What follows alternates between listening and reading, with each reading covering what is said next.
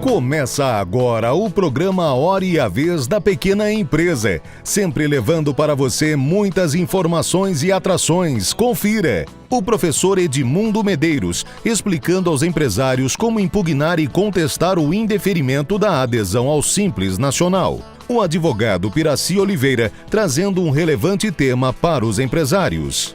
E nesta semana o presidente do Simp, Joseph Cury, recebe o CEO do Lead China, Dr. José Ricardo dos Santos Luz Júnior. Fique conosco.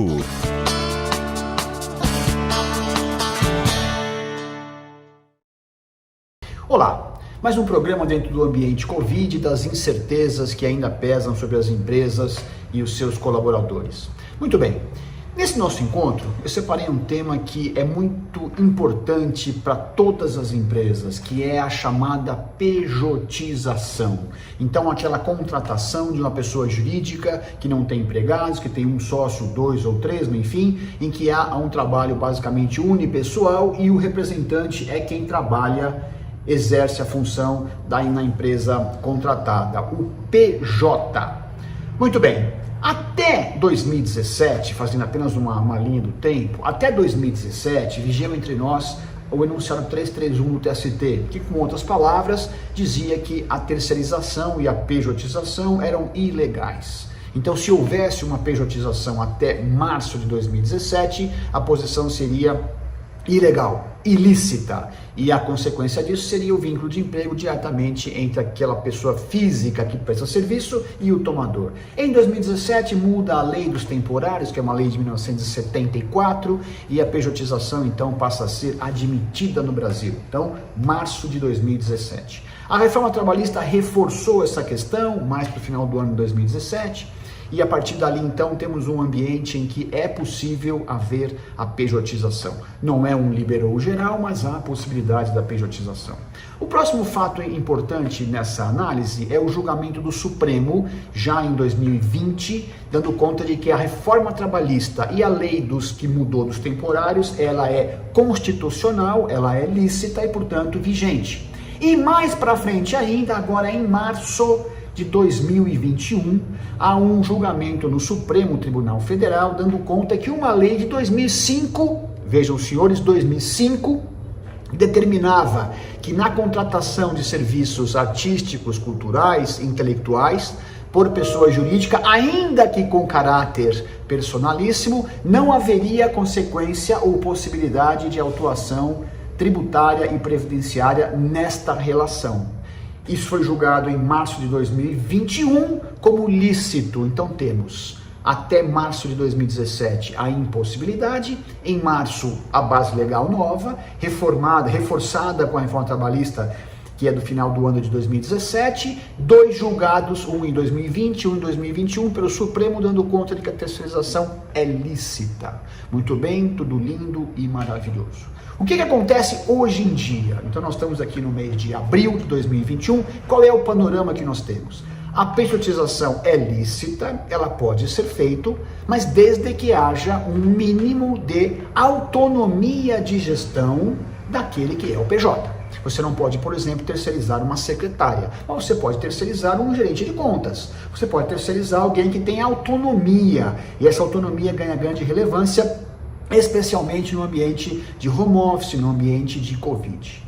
Para nossa surpresa, no mês de abril, talvez maio, haverá um julgamento no Supremo muito relevante para a questão das pejotizações, relativas à relação entre salões de beleza e profissionais de beleza. Então, manicures, pedicures, cabeleireiros. Há uma lei de 2012 que permite que essa relação seja feita entre PJs. Então, é a institucionalização de microempresas em cada cadeira de instituto de beleza. Parece-me que deverá ser julgada constitucional essa lei, em consonância com a lei de 2005, com a reforma trabalhista e com a mudança das leis dos temporários. Seria ótima notícia para todos nós, especialmente no ambiente de investimento que tanto precisamos. Fiquem atentos, voltaremos aqui assim que houver novidades em relação a esse assunto que é tão caro a todos nós.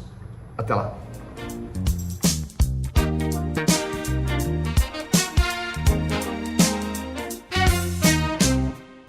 A empresa que é optante pelo Simples Nacional realiza o recolhimento unificado de tributos em um único sistema.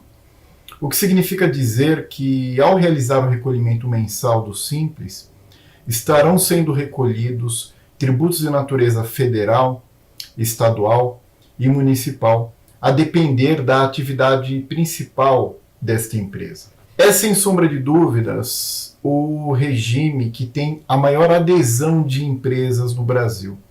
Para que você tenha uma ideia, somente em janeiro deste ano, mais de 276 mil empresas pediram a adesão ao Simples Nacional.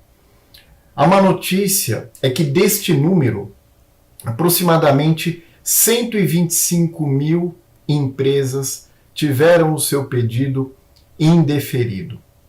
Isso significa que a Receita Federal aprovou aproximadamente 50% dos pedidos que lhe foram solicitados de adesão ao sistema.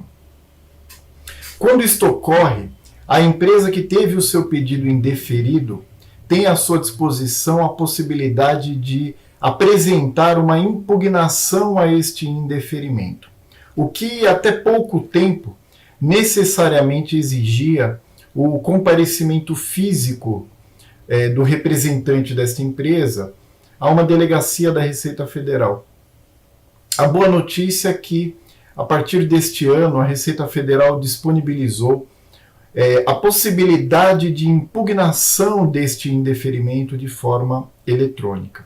Então, o empresário deve estar atento quando receber o comunicado de eventual indeferimento da sua adesão ao Simples Nacional. Este indeferimento deve conter a informação das razões que motivaram a recusa da Receita Federal na aceitação deste pedido. Esta recusa pode ter origem em um problema envolvendo o Estado, por questões relacionadas ao ICMS, por problemas relacionados ao município, se envolver questões do ISS. Nestes casos, a apresentação de contestação deste indeferimento, a regularização desta situação, deve ser feita diretamente junto ao Estado ou ao município. Portanto, o contribuinte deve se dirigir à Secretaria de Estado da Fazenda ou à Secretaria Municipal de Finanças. Mas se o problema envolver exclusivamente os tributos de natureza federal, questões relacionadas ao PIS/COFINS, imposto de renda, contribuição social sobre o lucro líquido, a contribuição previdenciária patronal, esta situação deve ser resolvida, portanto o indeferimento deve ser impugnado junto à própria Receita Federal do Brasil e de forma eletrônica. O contribuinte, portanto, precisaria apenas de um certificado digital para que ele consiga acessar o ambiente virtual no ECAC, em que ele encontra os processos administrativos digitais, e lá ele poderá apresentar as suas razões de impugnação e, inclusive, juntar digitalmente os documentos que sustentem a sua defesa a este indeferimento da Receita Federal.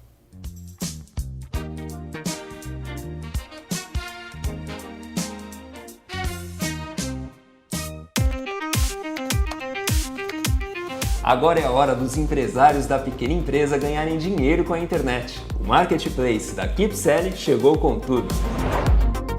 Você que tem um micro e pequeno negócio, venha vender os seus produtos num marketplace focado em você.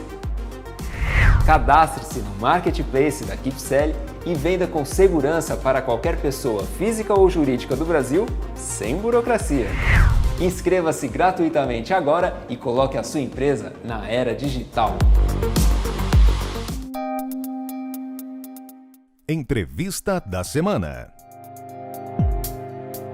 O nosso convidado de hoje é o Dr. José Ricardo dos Santos Lu Júnior, CEO do LIDE China, que nesta semana fez um evento entre o LIDE e o LIDE China, com a presença do embaixador da China no Brasil, com projeções até 2035. Esse é o nosso tema de hoje. É um prazer tê-lo conosco. Prazer é todo meu. Eu gostaria de agradecer também a todos os telespectadores que nos estão ouvindo e assistindo. Muito obrigado. O embaixador Ian Huamin hoje fez projeções até 2035 no evento realizado entre LIDE e LIDE China. Vamos falar um pouquinho dessas relações Brasil-China, a sua evolução, tendências e oportunidades? Claro, o Brasil está hoje num momento muito positivo nas relações com a China. E temos visto, a partir inclusive do mês de abril, que o próprio chanceler do Brasil, o embaixador Carlos França, no seu discurso de posse, informou que atacaria 3 frentes com urgência, que é a questão da saúde, a questão da economia e a questão do desenvolvimento sustentável, ressaltando a importância do multilateralismo, a questão do diálogo, a continuidade do diálogo e o ofício do diplomata, que é de ser um construtor de pontes. E isso vai muito em consonância com o que o próprio embaixador tem afirmado sobre a relação sino-brasileira. Bom, pelo menos pela última vez, nos últimos tempos, nós estamos vendo um clima proativo dos 2 embaixadores, do Brasil e da China, na defesa do multilateralismo, das intenções de aproximação cada vez maior dos países. Isto é real, na sua avaliação? Muito real. O Brasil e a China tiveram o início das relações diplomáticas em 1974. Depois, em 93, o Brasil foi elevado à categoria de um parceiro estratégico da China. E em 2012, o Brasil foi elevado à parceria estratégica global. Mas o que temos visto hoje é uma elevação da relação, especialmente a relação comercial. Brasil e China, em 2020, num ano de pandemia, de uma grande recessão mundial, teve um aumento da sua relação com a China. Né? As exportações brasileiras. Exatamente. A pauta de importação e exportação Brasil-China foi de 102,6 bilhões de dólares num ano de retração. E isso foi muito positivo. Superior ao ano anterior de 2019, é isso? Exatamente. Foi superior a 2019 e a 2018. Anos em que a relação de importação e exportação Brasil-China foi de 100 bilhões de dólares. Bem, indiscutivelmente é um dos maiores parceiros comerciais do Brasil. Nós ouvimos os dados macroeconômicos, tanto Brasil como China, que são de números gigantescos. E a grande indagação é, onde é que se encaixa a micro, a pequena, a média empresa dentro desses números gigantescos? Ou não se encaixam? Qual é a sua avaliação? É uma excelente pergunta, inclusive porque o micro e o médio empresário brasileiro tem que se atentar à inovação e ao aumento do investimento chinês em tecnologia. Eu acredito que o micro e o micro e o médio empresário brasileiro tem que se valer, por exemplo, de várias técnicas, principalmente relacionadas ao comércio eletrônico. O comércio eletrônico chinês hoje tem se desenvolvido fortemente, tanto que a própria China tem uma campanha do Dia dos Solteiros, né? Em novembro, né? É uma campanha em que, num único dia, né? Ou num processo de 3 dias de venda, o comércio de produtos na China chega ao valor aí de quase 80 bilhões de dólares. 80 bilhões de dólares numa única campanha, num único dia. Em um único dia. O embaixador fez projeções de curto, médio e longo prazo, dizendo o direcionamento claramente definido pela China. O que o senhor ressaltaria desses posicionamentos? Temos visto uma preocupação, não só pelo governo brasileiro, como também pelo governo chinês, da melhoria da qualidade da relação Brasil-China. A China tem hoje uma política em que está priorizando, através do 14º Plano Quinquenal, a qualidade ao invés da velocidade.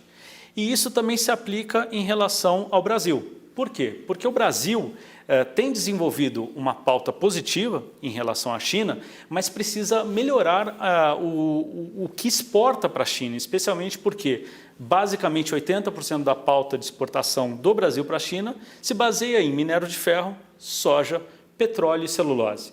E a China tem consciência disso e tem trabalhado através de um diálogo muito positivo com o Brasil para que consigamos aí implementar diversas tecnologias chinesas no nosso mercado, dentre eles a tecnologia no agronegócio. Oportunidades estão se abrindo nas várias esferas, inclusive a financeira. Sim. Como parceria dentro desse cenário. Bem, a China projeta e o histórico tem demonstrado que ela realiza aquilo que projeta. Agora, para as pessoas que ainda não tiveram a oportunidade de ter acesso a isso, me parece que o presidente Xi Jinping está lançando o 3º livro. O que o senhor pode nos dizer a respeito desse lançamento? Quando será? Como é que as pessoas poderão ter acesso? Qual é o caminho? O presidente da China, o Xi Jinping, ele lançou já 2 volumes, né, do livro Xi Jinping, A Governança da China, e agora em abril foi aí inaugurado, né, e divulgado o 3º volume desse livro, que é um compilado de discursos, né, de cartas, de pronunciamentos do presidente sobre qual é a política da governança da China, e dentre um dos capítulos muito importantes para entendermos um pouco sobre a dinâmica da China, né, o planejamento, a visão estratégica de longo prazo, está a questão da construção de uma comunidade, né, com um futuro comum compartilhado, né? O que quer dizer isso?